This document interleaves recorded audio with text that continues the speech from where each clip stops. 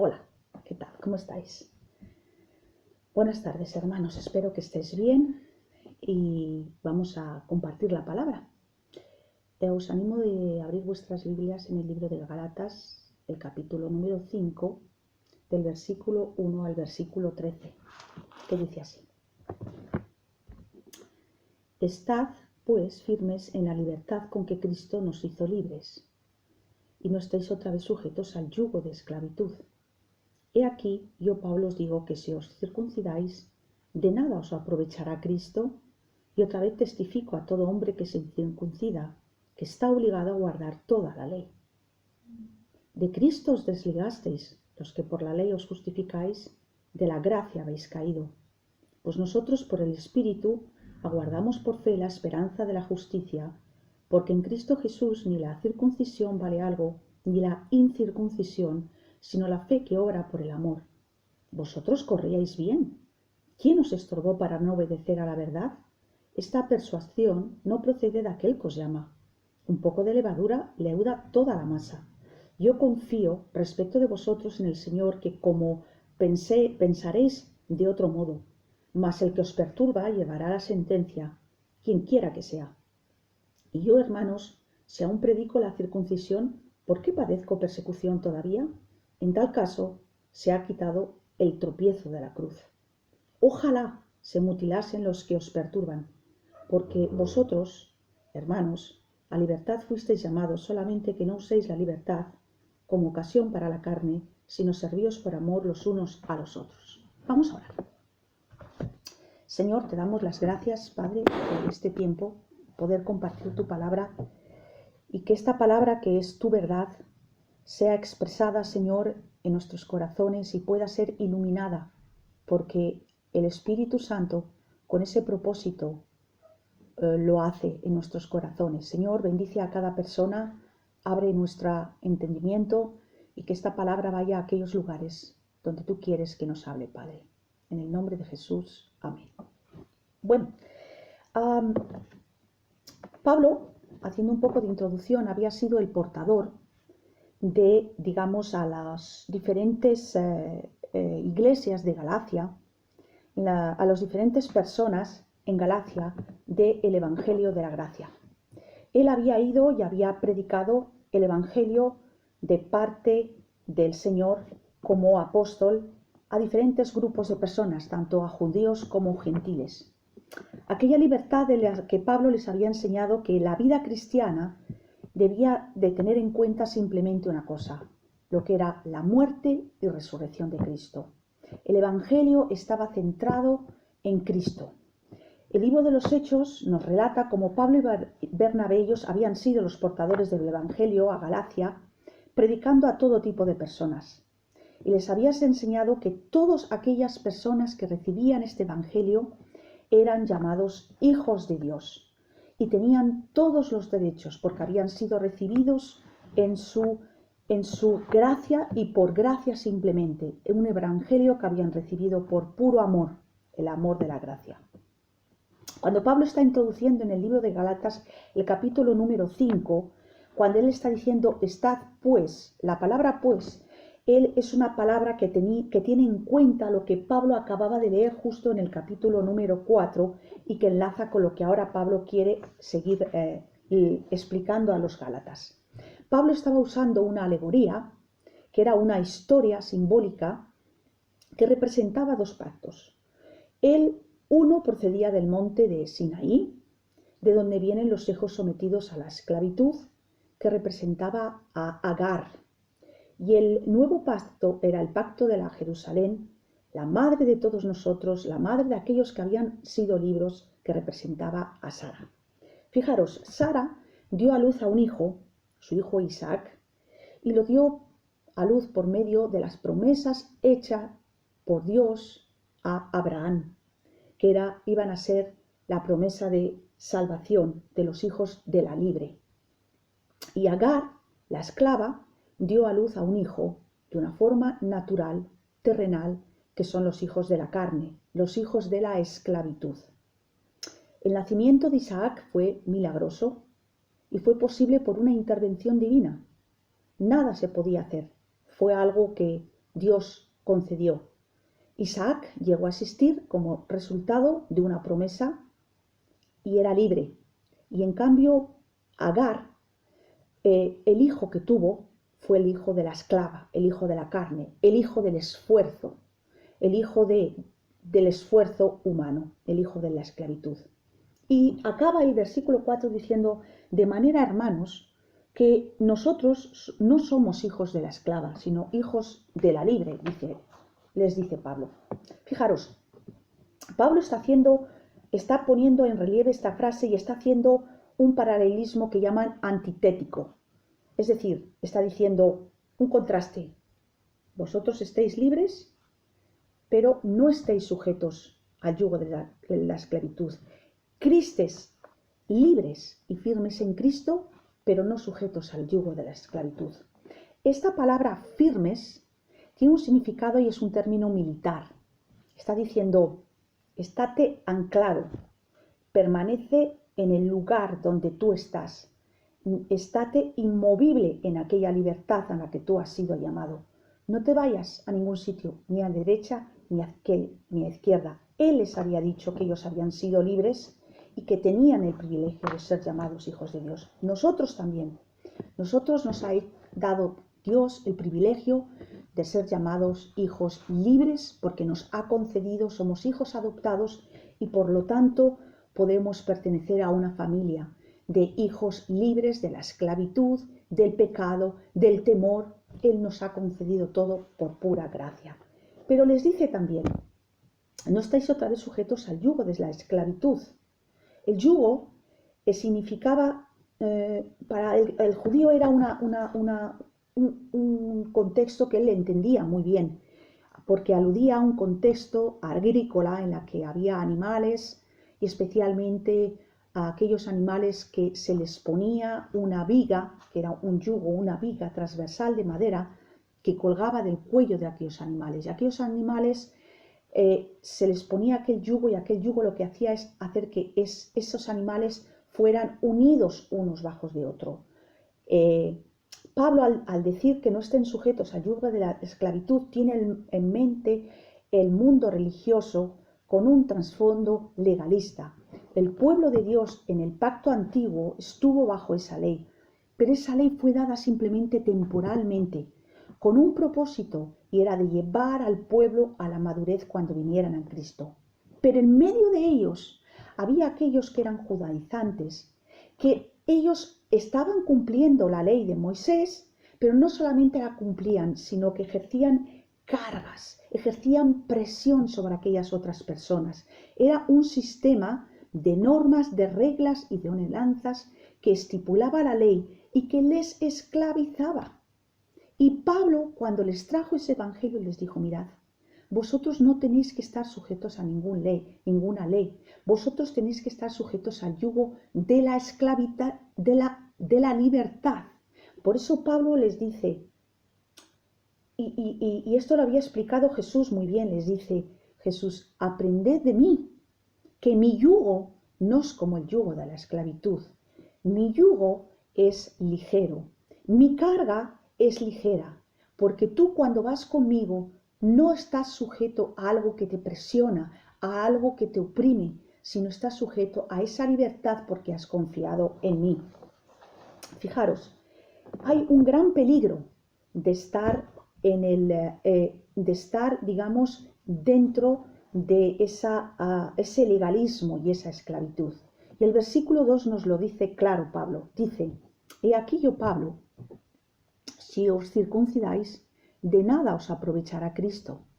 Otra vez testifico a todo hombre que se circuncida que está obligado a guardar toda la ley. Fijaros lo que está diciendo Pablo. Ey, cuidado, escucha, pon atención lo que yo os estoy diciendo, porque si os estoy hablando y os he hablado en el nombre del Señor, tengo toda la autoridad que Dios me ha dado apostólica para deciros, vigilad, yo Pablo, de nada os sirve si estáis otra vez dentro de la circuncisión y de estas normas, de nada os sirve y habéis perdido esa salvación.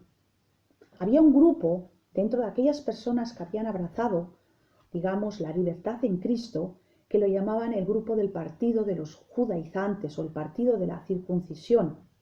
Y ellos, cuando hablaban a las personas, les decían, mirad, vosotros, si no os circuncidáis, conforme al rito de Moisés, no podéis ser salvos. Y Pablo les está diciendo, mirad hermanos, eso no es verdad. Estáis entrando en una esclavitud, porque estáis perdiendo todo beneficio que Dios os ha concedido. Porque el ritual de la circuncisión os dice algo. No solamente os dice que os tenéis que circuncidar. Si vosotros queréis cumplir la ley mosaica, ¿sabéis lo que os va a pasar?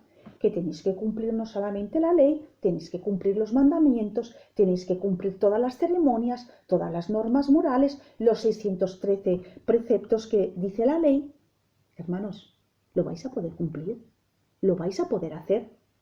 Santiago dice una cosa muy interesante. Cualquiera que guarde toda la ley, pero ofendiere en un solo punto, ¿sabéis lo que les pasa, hermanos?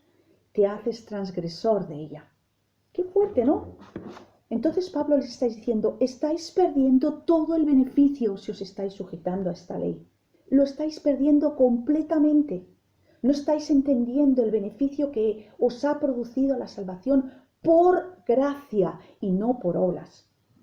Solamente una persona pudo cumplir aquello y fue Cristo, que cumplió toda la ley para que tú y yo pudiéramos ser libres. ¿No es maravilloso esto?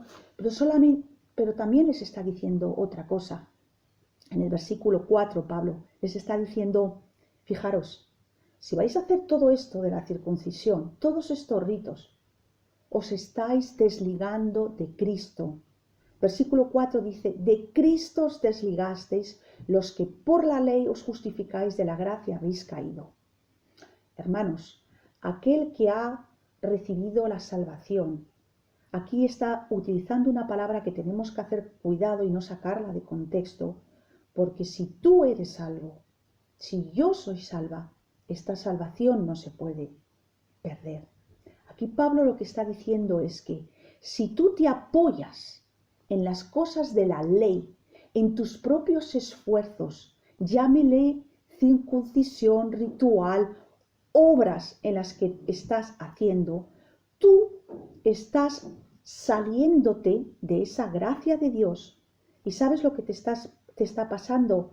Que Cristo es un extraño para ti. Qué tremendo, ¿no, hermanos?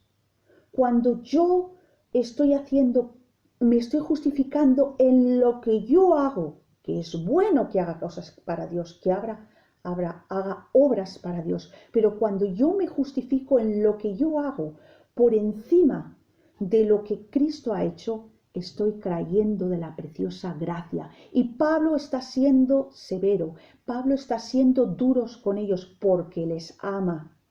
Él les está diciendo, o Cristo es suficiente, o Cristo no es suficiente y necesito añadir algo más a lo que Él ha hecho.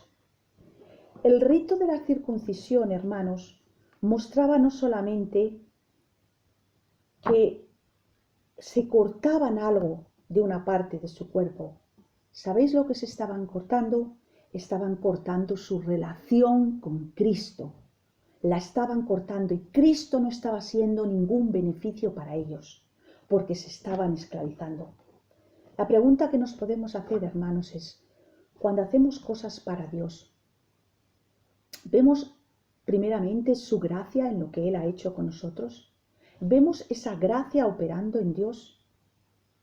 ¿Confiamos en que esa gracia o lo que estamos haciendo estamos poniendo el énfasis en lo que nosotros hacemos, en nuestras obras, por encima de lo que Él hizo? Es la pregunta que nos tenemos que hacer. Y Pablo les está comentando esto. Pero fijaros, ¿cuáles son los beneficios de permanecer en esa gracia?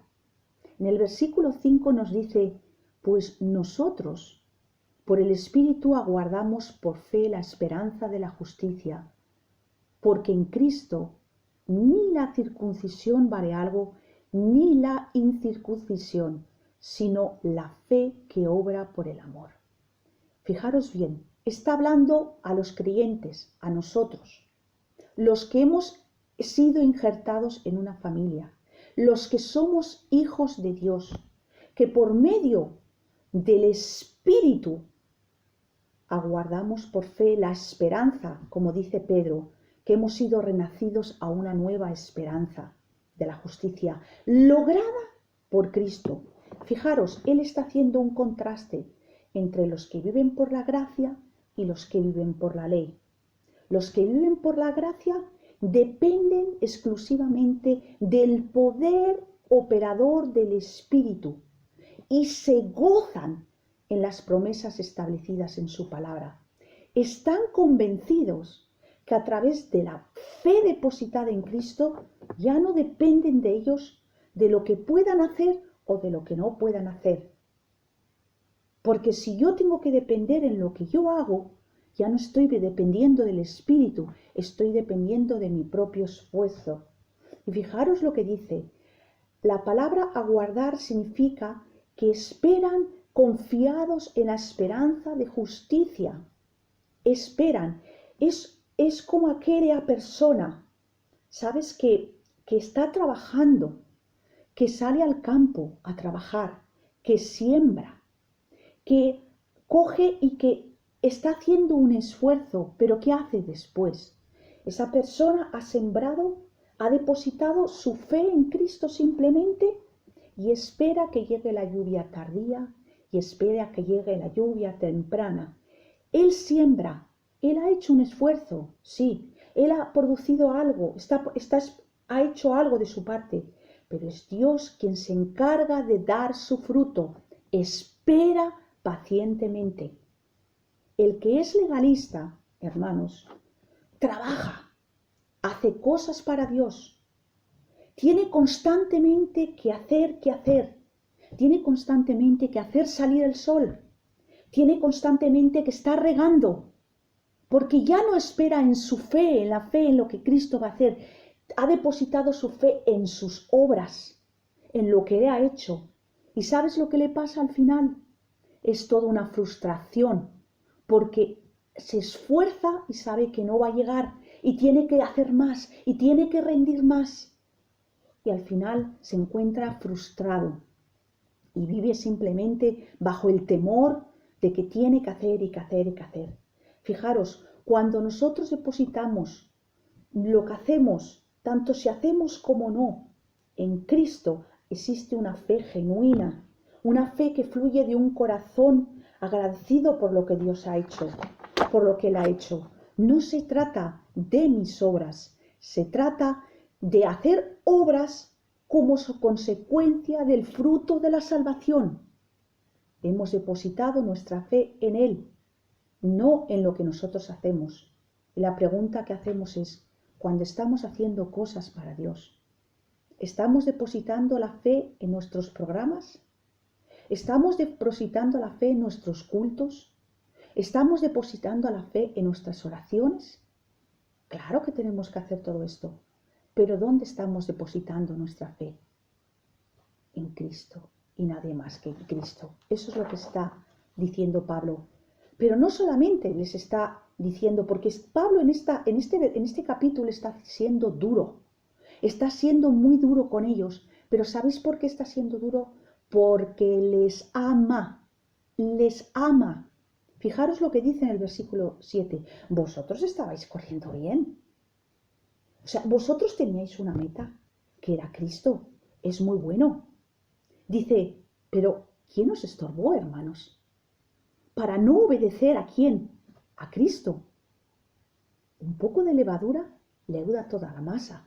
Fijaros lo que les está diciendo. Vosotros ibais por vuestro carril. Está tomando la imagen de las Olimpiadas que se hacían juegos, Olimpiadas cada 2 años en Grecia. Él está tomando este término. Está tomando el término de un corredor que está corriendo bien, que está yendo bien por su carril, que está corriendo bien hacia la meta que tiene marcada. Pero ¿qué está pasando? Alguien viene y les estorba, y la palabra estorbar es alguien que viene, que les corta, que les obstaculiza el paso, que les interrumpe y que les frustra esa forma de caminar. ¿Quién vino a vosotros? ¿Quién se interpuso entre vosotros? Los judíos de la circuncisión estaban alejando a los gálatas del camino de la gracia y los estaban llevando al camino de la ley y las obras para ser agradados por Dios. Cristo dijo: si vosotros permaneciereis en mi palabra, seréis verdaderamente mis discípulos y conoceréis la verdad y la verdad os hará libres. Estos gálatas habían conocido la verdad, la habían recibido por pura gracia, y viene alguien de fuera, alguien de dentro, estando entre ellos, y les dice: ¿sabéis qué? Lo que estáis haciendo no es suficiente. Tenéis que hacer algo más. Tenéis que hacer algo más, hermanos. Fijaros bien, él está utilizando un término de una sustancia que es la levadura, que los que os gusta cocinar y hacer cosas buenas y hacer pastelitos sabéis lo que es. La levadura en la Biblia tiene dos conceptos. Tiene la influencia para el bien, pero también tiene la influencia para el mal. En este caso, la levadura era aquella masa en la que tú añades fermentada, que pones en un pan para que ese pan pueda estar más esponjoso, para que tome volumen. Fijaros, la influencia de aquellas personas que venían a la iglesia, trayéndoles y diciéndoles que ellos tenían que añadir cosas y que tenían que añadir cosas a la gracia. Aquellas personas eran personas que estaban teniendo una influencia corrosiva, una influencia maligna, porque una pequeña cosa se podía extender y hacer mal. Fijaros, hermanos, cuando nosotros, y esto Cristo nos lo dice claramente, tenemos que ser vigilantes.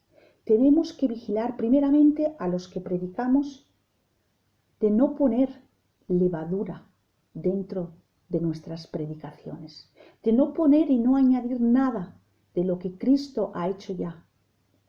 Porque si le estamos añadiendo legalismo, le estamos añadiendo preceptos, le estamos añadiendo leyes a los hombres, lo único que estamos haciendo es corromper el cuerpo y corromper la palabra de Dios. Y ojo, esto es un pecado, porque el legalismo desplaza a Cristo de nuestras vidas. Cuando, ¿sabes qué? Todos, hermanos, en un momento dado, todos, y no en un momento dado, muchas veces en nuestra vida llevamos legalismo dentro. Queremos hacer a veces tanto para el Señor, queremos trabajar tanto para el Señor, que no nos damos cuenta que más que el trabajo y más que lo que podemos hacer es una actitud de corazón hacia Él por lo que Él ha hecho. Y tenemos que tener cuidado porque podemos permitir el legalismo en nuestra vida privada, en nuestra vida de eclesial, de iglesia. Y esto nos puede dañar. Por eso tenemos que preguntarnos, nuestros programas, todo lo que hacemos para Dios, ¿es realmente Dios el centro y lo que Él ha hecho? Eso es lo que nos tenemos que preguntar. Un poco de levadura leuda toda la masa, hermanos. La pregunta que nos tenemos que hacer, ¿qué es lo que ve la gente en nosotros? ¿Ve legalismo? ¿O ve realmente vidas transformadas por el amor de Cristo? ¿Qué es lo que ve? ¿Ve realmente que en nosotros hay gozo? ¿Hay esa alegría de compartir el Evangelio? ¿O ve simplemente religiosidad? Ahora, fijaros, Pablo estaba siendo perseguido. Dice, ¿por qué me perseguís? ¿Por qué me perseguís? Porque si yo realmente predico la circuncisión, ¿por qué padezco persecución? Porque le querían dañar. Y él dice, fijaros, en tal caso, dice en el versículo 11, se ha quitado el tropiezo de la cruz. El lazo, el tropiezo significa lazo o trampa. Pablo les dice, yo no estoy predicando la circuncisión, porque realmente si lo hiciera ustedes me estarían persiguiendo. Para aquellos judíos legalistas, el mensaje de la cruz era realmente un obstáculo y un tropiezo para aceptar la vida cristiana. ¿Sabéis por qué? Porque la cruz nos dice, consumado es. La cruz nos dice, yo lo he hecho todo. La cruz nos dice, Cristo lo ha hecho todo. La cruz nos dice, se cumplió todo en mí. Yo cumplí las ordenanzas, yo cumplí la ley, yo cumplí los preceptos, yo lo hice todo. ¿Cómo no iba a ser una piedra de tropiezo para ellos? Si la muerte de Cristo logró lo que un legalista no puede lograr por medio de sus esfuerzos. Es Cristo y solo Cristo. Fijaros, cuando nosotros entramos en legalismo, hermanos, significa que todo aquello que hagamos es más importante que Cristo. Pero fijaros, para ellos, aquellos rituales que en un momento dado fueron buenos, cuando señalaban a Jesús, habían llegado al punto de enfatizar mucho más el esfuerzo humano que Cristo. Para ellos, la cruz significaba que tendrían que morir a todas esas preciosas ceremonias religiosas, como rituales, los días de fiesta, los sábados, las comidas, tienes que hacer esto, no tienes que hacer lo otro. Tenían que morir a todo esto, porque todo eso ha quedado abolido y ha quedado cumplido en Cristo. El mensaje de la cruz, hermanos, era insultante para ellos. No podían hacer nada para salvarse. La cruz anuncia todo acto de autojustificación y de orgullo en nuestras vidas. Fijaros bien, la cruz es un tropiezo para aquel que dice tengo que hacer, tengo que hacer, tengo que hacer. Nuestro orgullo en lo que a veces nos satisfacemos a nosotros, porque hermanos, te digo una cosa, todos hacemos cosas para el Señor, pero ¿a quién no le gusta que le den una palmadita y le digan qué bien que lo has hecho? Hacemos cosas simplemente porque amamos a Dios, nada más. Mi orgullo, mi autoestima se desvanece cuando miramos la cruz, hermanos. Y eso es lo que les estaba diciendo Pablo. La pregunta que nos podríamos hacer es, nuestros programas, nuestras actividades, todo aquello que hacemos para el Señor, ¿es el centro de nuestra vida o es la cruz el centro de nuestra vida? ¿Estamos anulando la cruz en Cristo y lo que ha hecho por nosotros al dar más prioridad a lo que hacemos que a Cristo? Fijaros lo que les dice Pablo. Pablo les dice, ojalá aquellos que os están perturbando se mutilen. Y la palabra mutilar es una palabra muy fuerte y Pablo no se anda con chiquitas. ¿Saben lo que les dice? Ojalá os castréis. Ojalá no os cortéis una parte de vuestro cuerpo, os cortéis completamente. ¿Por qué? Porque les amaba. Porque el legalismo mata, hermanos. El legalismo mata. Y fijaros, hemos entendido lo que es la libertad, hemos entendido los beneficios que tenemos en esa libertad, las carencias que hay si no estamos en esta libertad, pero el versículo 13 nos dice aún algo más.